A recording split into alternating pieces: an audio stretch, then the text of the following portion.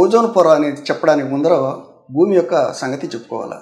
ఈ విశాల విశ్వంలో మనం ఉన్నటువంటి భూమి చుట్టూ వాతావరణం ఉంది. దాన్ని ఆంగ్లంలో అట్మాస్ఫియర్ అంటారు. అట్మాస్ఫియర్ అంటే కేవలం ఒక పొర మాత్రమే కాదు, దీంట్లో 5 పొరలు ఉన్నాయి. మనకు దగ్గరలో ఉన్న భూమి దగ్గరగా ఆనుకున్నటువంటి పొర పేరు ట్రోపోస్ఫియర్.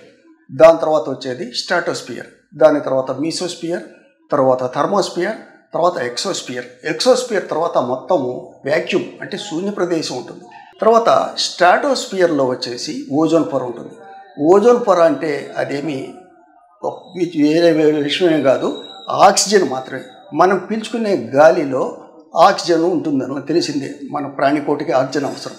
మనం పీల్చుకునేటువంటి ఆక్సిజన్ O2 అంటే O అనేటటువంటి ఒక పరమాణువు, O అనే ఇంకొక పరమాణువు కలిసి O2 అంటే ఆక్సిజన్ మాలిక్యూల్గా ఆక్సిజన్ అణువుగా ఏర్పడుతుంది. అయితే ఈ ఓజోన్ వచ్చేసి అక్కడ O2 కాకుండా O3 ఉంటుంది. అంటే ఆక్సిజనే కొద్దిగా రూపాంతరం చెంది O3 అనేటటువంటి ఓజోన్ రూపం దాల్స్తుంది. అంతే, అంతకుమించి ఇంకేం లేదు.